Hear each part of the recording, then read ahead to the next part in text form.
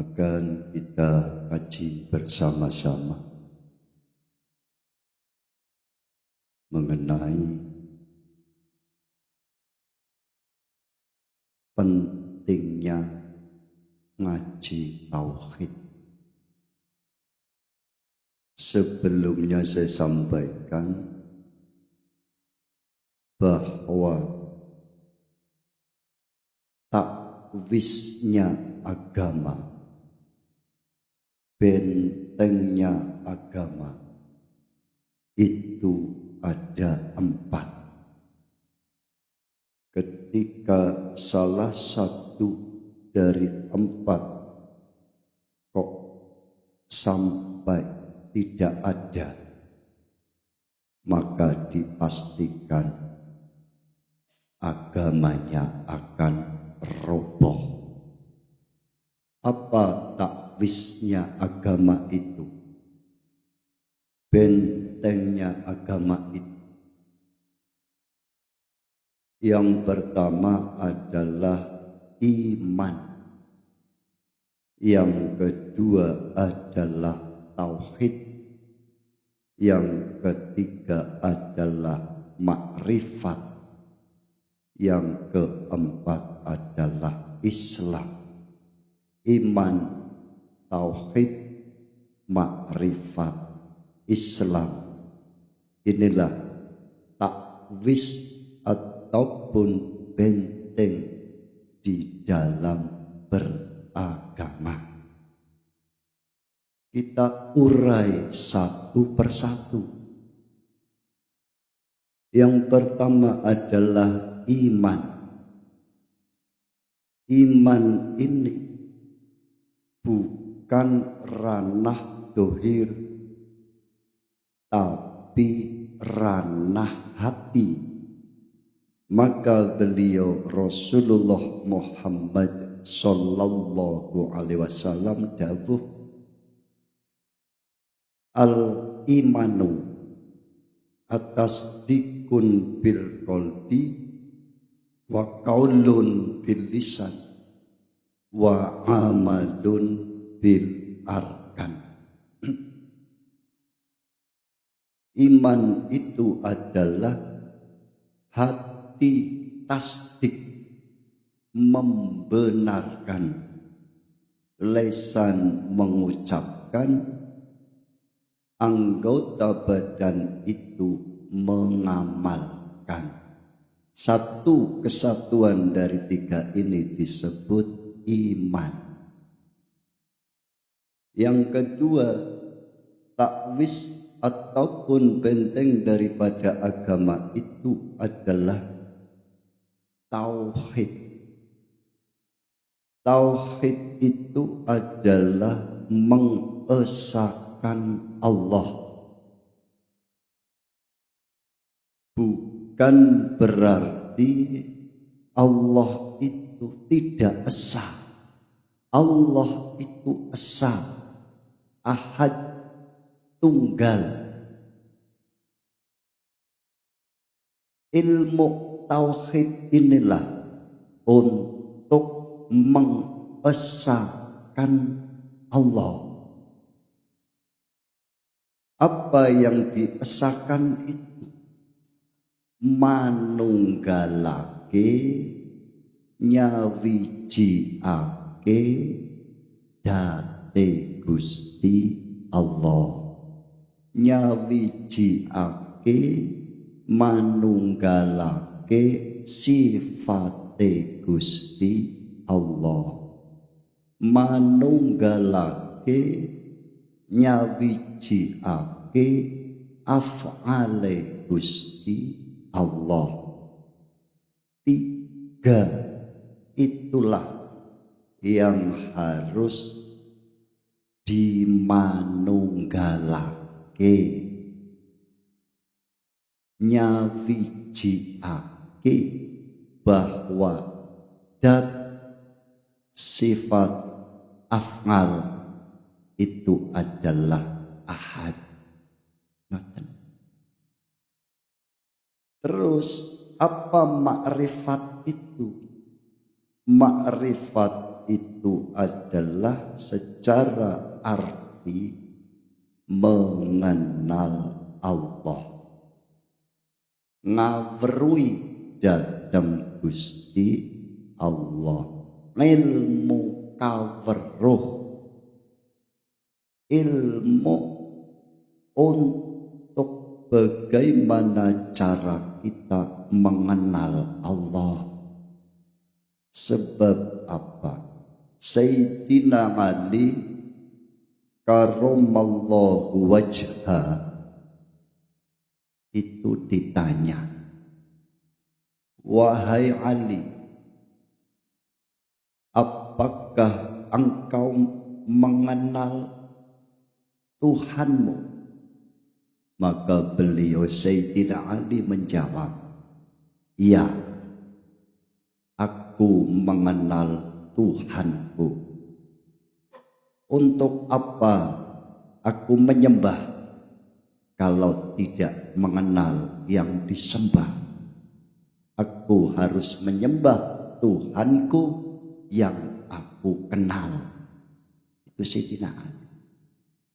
Lah iki yen gak ono ing makrifat, roto-roto ngapunten nuwun sewu, kebanyakan umat itu hanya menyembah nama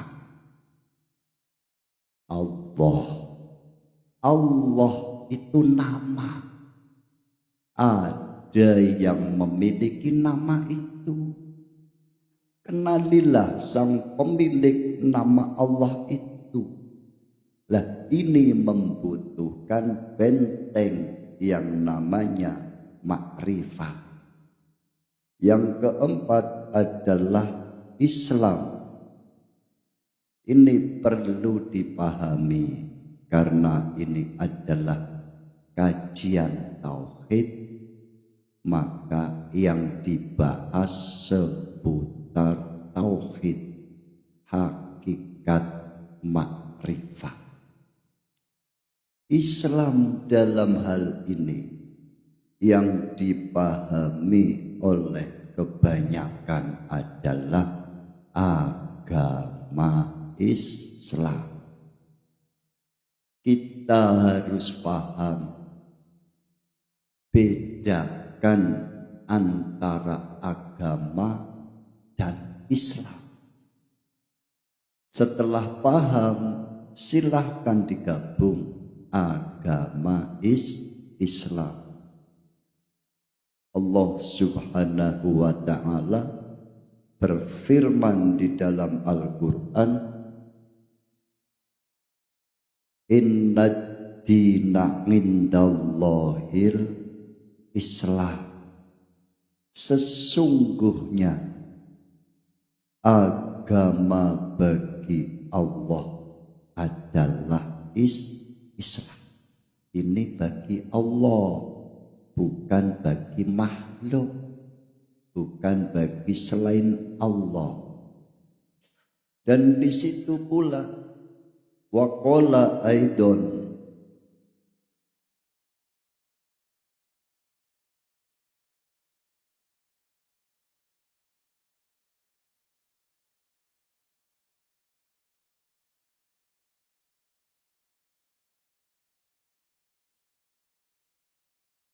dalam ayat lain Allah Subhanahu wa ta'ala juga dawuh,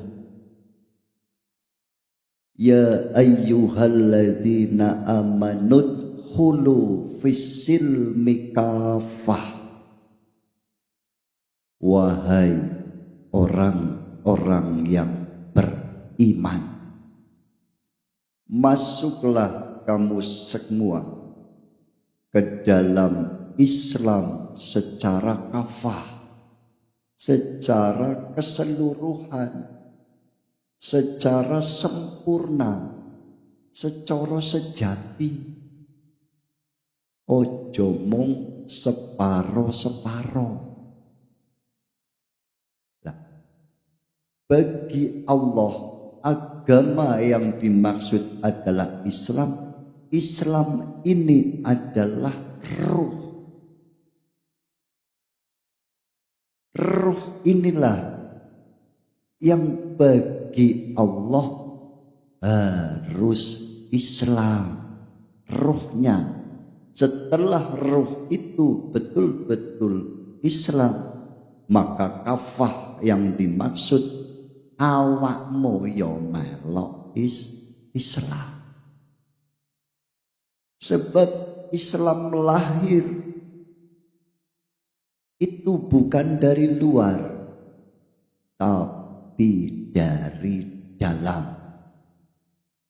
Yang hari ini kita katakan agama Islam itu wujud dari iman, percaya, keimanan. Dan iman itu wujud dari ihsan, telah membuktikan persaksiannya ruh terhadap Allah, sehingga ruh itu diperintah untuk beribadah. Beribadahnya ruh itu adalah menghadap kepada Allah dengan tali persaksian. Setelah ruh itu menghadap kepada Allah dengan tali persaksian, terbukti telah membuktikan persaksian itu, maka hati itu percaya, disebut iman. Setelah hati percaya yang disebut iman, maka jasad ini menjalankan agama atas syariat Islam yang disertai dengan makrifat. Iku lho ngoten. Sekarang kita urai rukun Islam yang pertama dalam agama ini adalah membaca kalimat syahadat. Karena ruh itu asli telah bersyahadat, asli telah makrifat, tapi terhijab oleh perkara-perkara selain Gusti Allah. Maka syariat yang dibawa oleh beliau Rasulullah Muhammad sallallahu alaihi wasallam untuk mengingatkan ruh kita itu bersaksi kembali hanya kepada Gusti Allah. Iki yen persaksiane wis bener, mongko salate yo bener. Yen persaksiane wis bener, mongko puasane yo bener, zakate yo bener, hajine yo bener. Sebab syahadat inilah sebagai pondasi yang paling mendasar, paling utama, fundamental atas rukun 4 di dalam Islam setelah syahadat. Keempat itu adalah sholat, zakat, puasa, haji. Itu berdiri di atas pondasi syahadat, yaitu persaksian. Contoh, kita sholat, apa yang kita saksikan? Tanya kepada diri kita. Kalau tidak ada takwis, tidak ada benteng, sholat kita itu seperti patung yang berdiri. Sholat jawari, sholat syariat, awake koyok-koyok sholat, tapi gak sambung marang Gusti Allah. iki arane nyembah gak kenal sing disembah. Ngapunten nuwun sewu, saya tidak menyalahkan dan saya memaklumi. Kenapa? Yo namanya proses. Mula yen gurung paham takok, jangan menjustis, jangan mengadili ataupun menghakimi. Karena apa? Ilmu yang berkaitan dengan batin, hati, tidak bertepi, tidak ada batasnya. Tambah menjeru, tambah naumen, tambah ke dalam, semakin luas. Ibarat emas berlian, permata berlian di dasar laut. Maka bagi orang-orang yang sungguh-sungguh akan berani menyelam ke dalam laut, nyemplungo bleng golek ana iku. Lah iki rata-rata cari yang di permukaan saja, ya ora apa-apa. Terus syahadat itu bagian daripada rukun Islam yang pertama, dan 4 rukun setelah syahadat berdiri di atas pondasi syahadat yang sebenar-benarnya syahadat. Di sini juga perlu dipahami tadi rukunnya Islam. 1 syahadat, yang kedua sholat, yang ketiga zakat, yang keempat puasa, yang kelima haji. Iku rukun Islam. Rukune haji wonten boten? Wonten. Rukune puasa wonten boten? Wonten. Rukune salat wonten boten? Lah saiki aku tak takok, rukune syahadat wonten boten? Iku lho. Ya ana. Rukune syahadat iku ada 4. 1 adalah isbat, menetapkan dzatullah. Yang kedua adalah isbat, menetapkan sifatullah. Yang ketiga adalah isbat, menetapkan af'alullah. Yang keempat adalah tasdik, membenarkan kerasulan Kanjeng Nabi Muhammad sallallahu alaihi wasallam. Iki rukune syahadat dulur, rukune syahadat. Iki tauhid arane, yo netepake kanthi isbat, yo benerake kanthi tasdik. Yen iki sampun paham, otomatis dalam kita beribadah sudah sesuai SOP dari Gusti Allah. Lah kok ono SOP-ne? Iya. Wa ma umiru illa liya'budullaha mukhlisina lahuddin. Tidaklah aku perintah untuk beribadah kecuali telah ikhlas di dalam agama. Ora diperintah ngibadah yen gurung ikhlas ana ing agama. Iki perkara rasa dhisik, sakwise rasa iso ikhlas njuk nindakake ngibadah. Ikhlase dhisik baru beragama. Di dalam agama diperintah beribadah.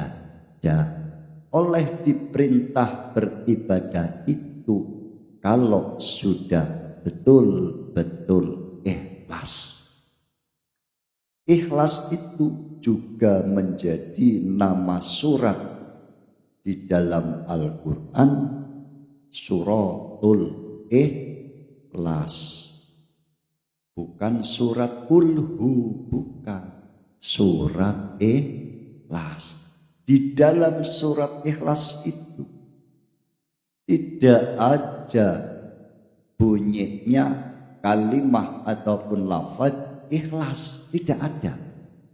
Qul huwallahu ahad, Allahus somad, lam yalid wa lam yulad wa lam yakul lahu kufuwan ahad. Mana bunyinya ikhlas? Tidak ada. Tapi mempunyai nama surat ikhlas. Yo ancene wong ikhlas iku gak ngomong. Suratnya sendiri tidak berbunyi ikhlas, tapi dinamakan surat ikhlas. Ayat yang pertama adalah Qul huwallahu ahad.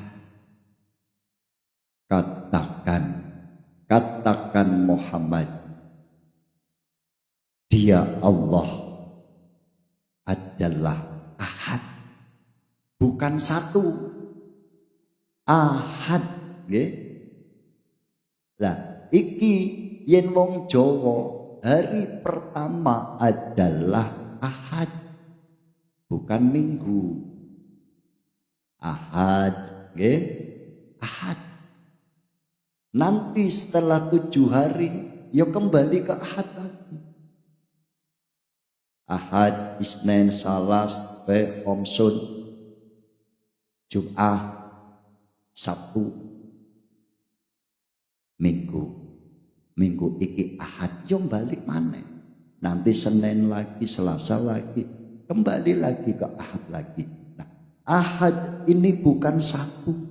Kalau satu bisa terjadi kemungkinan ada 0 sebelumnya ataupun setelahnya, ataupun ada 2, ada 3, 4 dan lain sebagainya. Bukan satu. Allah itu ahad, bukan satu. Kalau ahad tunggal, ya hanya ahad. Kalau satu, bisa kemungkinan ada yang lain pun. Yang kedua adalah ayat yang kedua, Allahus somad. Allah tempat bergantung. Iki praktekno dulur, praktekno. Selama ini kita bergantungnya kemana?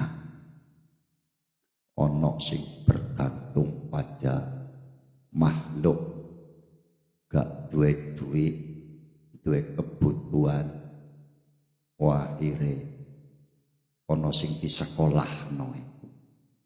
Ya mbuh surat opo itu?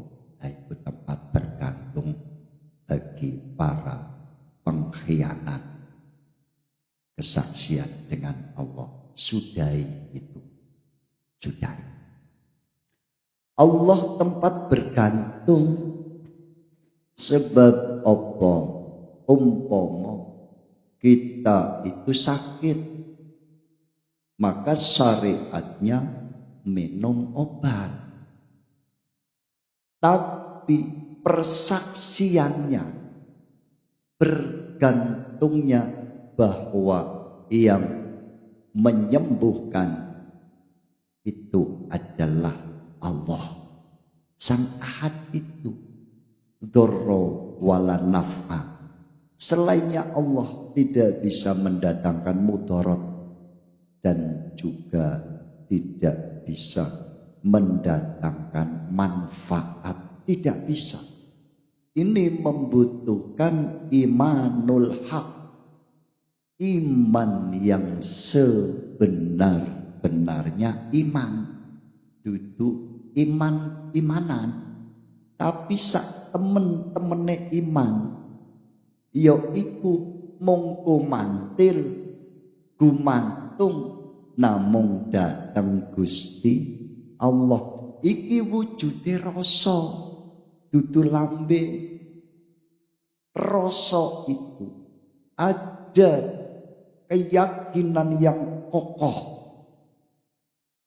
hanya terhadap Allah, bukan terhadap selainnya Allah. Masih ngombe obat, iman itu meyakini, percaya yang akan menyembuhkan itu adalah Allah, bukan obat itu. Ini satu contoh. Mula apa nuwun sewu, banyak orang itu takut mati, takut berpisahnya jasad dengan ruh. Kebanyakan seperti itu. Padahal nuwun sewu ngapunten, mohon maaf, yang justru harus ditakuti, diwaspadai itu ketika pisahnya ruh dengan Allah. Ya saiki ini yang perlu ditakuti.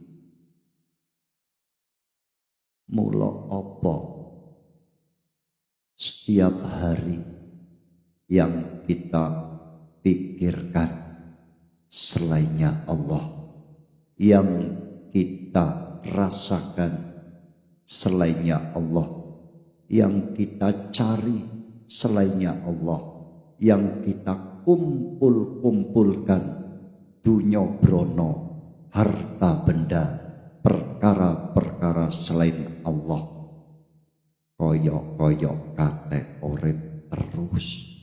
Nuwun sewu.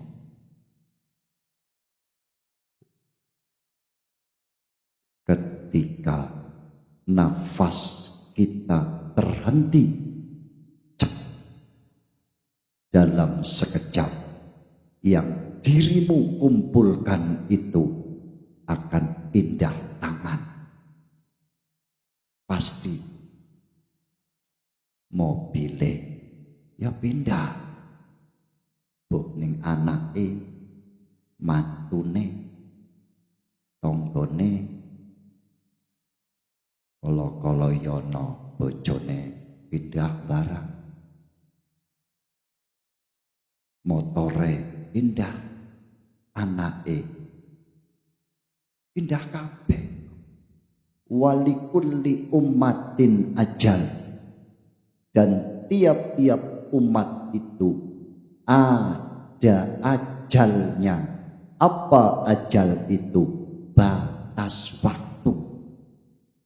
Ajal itu batas waktu. Yen kontrak wis entek, gelem gak gelem kudu metu ruh iku saka jasad. Setiap umat memiliki batas waktu yang disebut ajal. Walikulli ummatin ajal, fa idza jaa ajaluhum la yastakhiruna sa'ah wa la yastaqdimun. Ketika ajal itu, batas waktu itu telah datang, maka tidak akan bisa diundur walaupun sesaat, dan tidak pula bisa diajukan walaupun sesaat. Inilah peringatan dari Allah bagaimana tugas kewajiban roh kita itu untuk selalu menghadap kepada Gusti Allah. Karena roh itulah yang bisa menghadap kepada Allah. Selain roh enggak bisa. Roh yang telah masuk ke dalam jasad disebut jiwa. Nah, si jiwa inilah yang terkadang bermasalah. Senang duit, yen kelangan duit bondo, bermasalah jiwanya. Seneng arek wedok umpamane gendeng ngambil arek wedok, terus arek wedok minggat, putus cinta dan lain sebagainya. Jiwa itu bermasalah. Nah, kenapa jiwa ini bisa bermasalah? Karena jiwa ini tidak mau menghadap kembali kepada roh yang sejati. Kalau si jiwa itu menghadap kepada roh, roh itu kan menghadap kepada Allah. Otomatis yang datang itu adalah cahaya dari Gusti Allah. Tapi ketika si jiwa ini menghadap kepada selainnya Allah, maka yang datang itu pasti kegelapan. Banyak orang kaya, kelihatannya kaya, tapi gelisah, resah, gundah gulana, gelap hatinya. Bondone oke, bojone yo kadang gak mung sitok. Omahe wedi, pabrike yo oke, tapi cik ngeluh. Lah yo umpama ngapunten, seseorang mempunyai penghasilan 1 bulan umpama 50 juta. Lawang utangnya 100 juta, yo ngeluh. Umpama de penghasilan 1 bulan cuman 3 juta, tapi gak ndek utang, ya butuh iku normal. Nah, nek pun saged ngoten niku, selama jiwa ini bisa memutuskan apapun syahwat atas nafsu kita, kecondongan jiwa kita terhadap selain Allah kok bisa diputus dan hanya condong kepada Allah, jiwa ini akan bahagia. Tapi ketika tidak menghadap kepada Allah, inilah yang disebut ghaflah, lalai, dan sejatinya hakikatnya dosa adalah kelalaian. Kangge mukadimah, barangkali ada yang bertanya, monggo.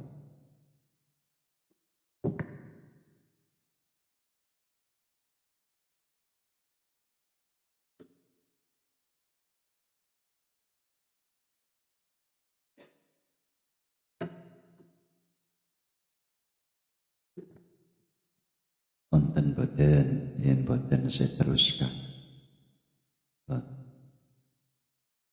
Kembali lagi, mengesahkan Allah ini dalam tauhid nyawiji akedate Gusti Allah, nyawiji ake sifate Gusti Allah, nyawiji ake afangale Gusti Allah. Iki tauhid arane, namanya tauhid manunggalake date Allah, manunggalake sifate Allah, manunggalake afale Gusti Allah. Kita urai, manunggalake sifate Allah. Saya bahas dari sifat karena dat nggak bisa dibahas. Ini masuk dalam Ainus Sarirah, yang bisa adalah penglihatan sir. Sifate Gusti Allah iku lani hayata, gak ono katoke, tidak ada batasnya, hanya Allah yang tahu.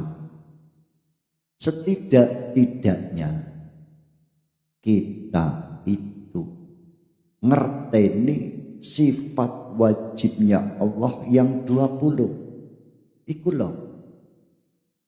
Contoh.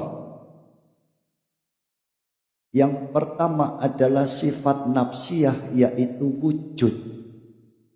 Allah iku wajib wujud.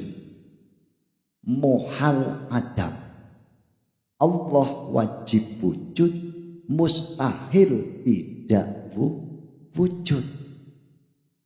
Iki dimanunggalake apa? Berarti sakliyane Allah iku wujud kang den wujudake, wujud yang diwujudkan oleh zat yang wujud.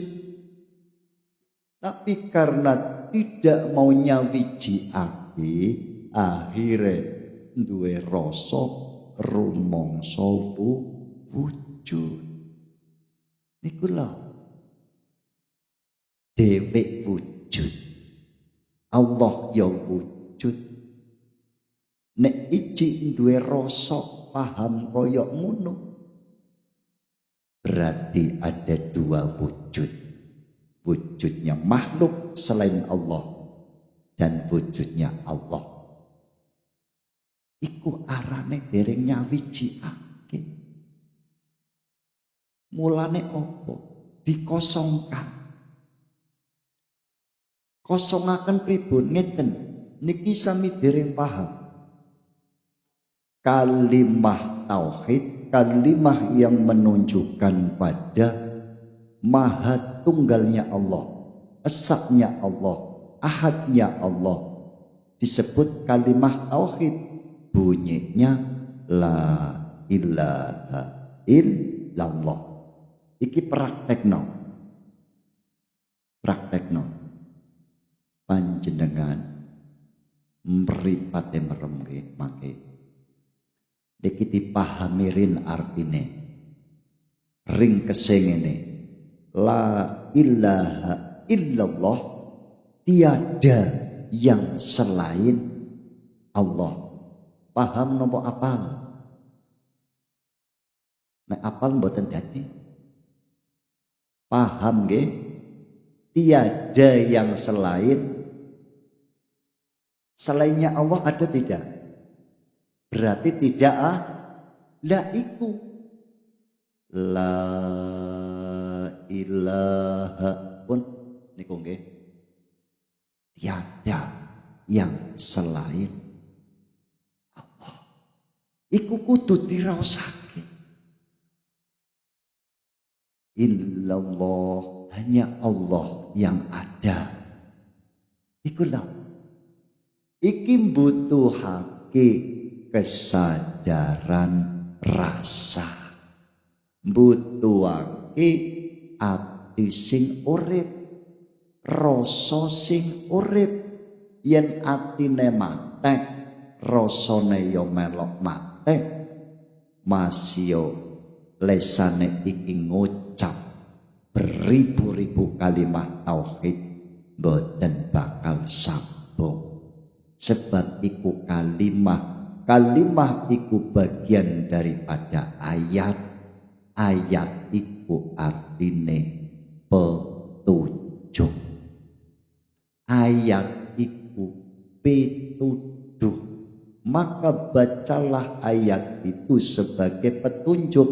La ilaha illallah, petunjuk. Petunjuknya kemana? Ikuti. Maka ada bimbingannya. Pun kula terasaken. Yen sampun la ilaha illallah, la ilaha illallah, la ilaha illallah. Iki yen atine urip tiada yang selain Allah, maka dirimu sudah bisa kosong, fana, sudah menafikan selainnya Allah dan hanya mengisbat, menetapkan Allah sebagai Tuhannya. Iki dipraktekno teng rasa. Yen wis dugi rasa, nuwun sewu ngapunten. Yang wujud itu hanya Allah. La maujuda illallah. Lah, berarti ketika kita merasa ada, maka Allah itu akan tidak ada dalam pandanganmu. Tapi ketika dirimu sadar dirimu yang tidak ada, maka yang nyata hanya yang ada, yaitu Allah. Wis ngono tok. Ngosongake ngono tok lho. Ngosongake keakuan diri, melepaskan keakuan diri. Apa yo banget. Rumangsa urip pada sejatine uripe Gusti Allah. Lepaskan keakuan diri itu, kosongkan, fanakan, agar bisa mengerti bahwa yang hidup itu adalah Allah. Dan aku hidup dihidupkan, aku wujud diwujudkan, aku ada diadakan. Yang ada, yang wujud, yang hidup adalah Ahad, Allah. Terus lagi, setelah kita bisa melepaskan keakuan diri, apapun itu, jiwamu itu akan baru bisa menghadap kepada Gusti Allah. Lah iya nun sewu, gelas gurung dikorai gawe ngisi banyu maneh.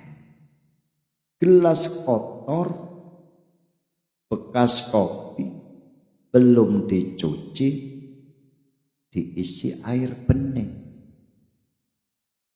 Kira-kira piye? Yang ngono iku kudu diresiki dhisik, kosongkan dulu, sucikan dulu.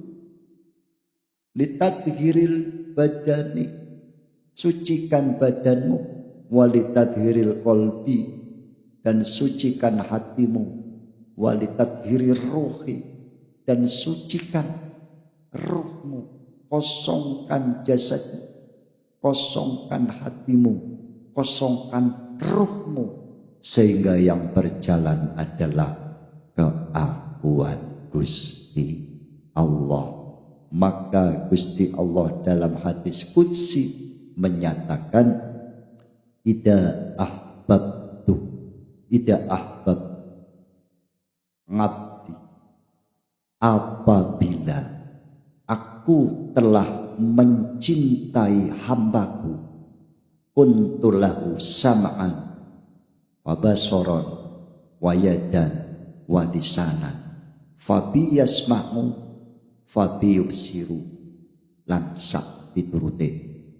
Yen aku wis seneng marang kewulaku, hambaku, maka aku yang menjadi pendengarannya, aku yang menjadi penglihatannya, aku yang menjadi ucapannya. Iki berlaku bagi si hamba yang telah tidak ngaku. Lah iya, kerentakmu iku dipirsani, dipireng dening Gusti Allah. Mas yo gak ngapunten nggih, gak iso maca Quran, gak eruh alif bentong, ibadah yo mung sak iso-isone. Iku Gusti Allah yo eruh. Yen iso yo sing alim, sing pinter, tapi wong gak iso, wis tuwek iya. Kate mondok wis gak kamot umure. Kate maca Quran wis dadi metik iku. Ngertos metik. Motor metik iku lho. Gak ana untune mbone. Ya ora iso fasih, ora iso tartil tahsin, mboten saged mahrojing, mboten saged sempurna. Wis karing nguripno rasa, balekno kabeh apa-apa sing duduhake kondurake dhateng Gusti Allah secara rasa. Kalau betul-betul kalimat tauhid ini sudah berjalan dalam rasamu, praktekmu, gak mungkin dihisab. Dihisab opone, omae sudah dilepaskan. Iku omah titipane Gusti Allah. Lah dihisab opone. Iki sawah, kebon, mobil, motor, harta benda, semuanya titipane Gusti Allah. Yen wis sadar ngono, apa sing kate dihisab opone? Sudah kosong, nol. Sing dihisab iku yen ejek ngaku-ngaku iki sawahku, umpama ditakoki dihisab sawah tuku duite sekondi. Saka nene wis panen parine kaya apa? Wis iku sawah banyune iku nyerobot sawah tanggane ora. Galenge nipis apa ngandeli. Iku klambine ya dihisab, motor dihisab, lemah dihisab. Apa wae dihisab. Karena merasa memiliki. Tapi yen wis dikondurake saiki, diuculi keakuan diri itu kosong sampun. Tidak ada yang akan dihisab. Konsepnya itu sederhana. Uculono, ngaku-ngakumu iku culono, wong iku Allah. Sawah kagungane Gusti Allah, titipane Gusti Allah. Iku kudu disadari. Mulane apa? Kalau tidak paham dengan konsep Tuhan ini, dan kebanyakan manusia itu ngaku-ngaku, maka akan takut berpisah dengan kepemilikan itu. Lah ya kon matek gak gelem, sebab anak urung padha mentas. Kon matek gak gelem, gek sugi-sugiye. Ngoten-ngoten terus. Nah, ini salah satu sakitnya orang meninggal dunia karena jiwanya itu terikat, kelet, keraket, lengket dengan perkara-perkara selain Allah yang dicintai itu. Gak gelem pisah, ing mongko ajale wis teko.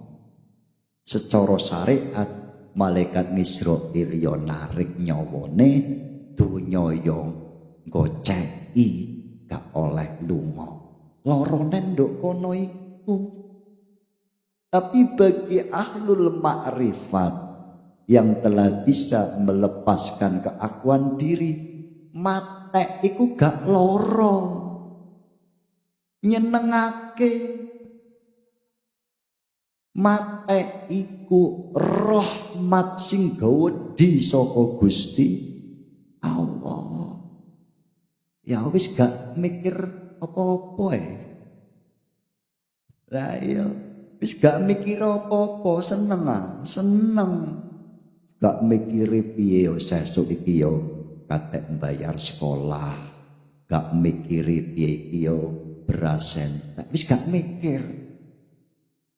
Tapi kematian itu akan bisa menjadi hal yang sangat mengerikan ketika jiwamu terikat dengan kepemilikan yang sebenarnya itu bukan milikmu tapi milik Gusti Allah. Iku lho, mati iku syarat untuk bertemu Gusti Allah. Tapi yo oke mate gak iso ketemu marang Gusti Allah. Sebab saat sekarang buta mata hatinya. Wa man kana fi hadhihi a'ma wa huwa fil akhirati a'ma wa adallu sabila. Barang siapa yang di dalam dunia ini buta mata hatinya, maka di akhirat pun sama buta dan bahkan tambah tersesat jalannya. Iki lho ngapunten nuwun sewu, ning donya iki wis buta, ngapunten picak, atine ku picak, gak kenal marang Gusti Allah. Ning akhirat ya padha, malah tambah kesasar. Jadi untuk bertemu Allah yang tadi saya katakan syaratnya harus mati, matikanlah keakuan dirimu. Mutu qabla an tamutu, matikanlah sebelum datangnya matimu. Mati sak jeroning urip.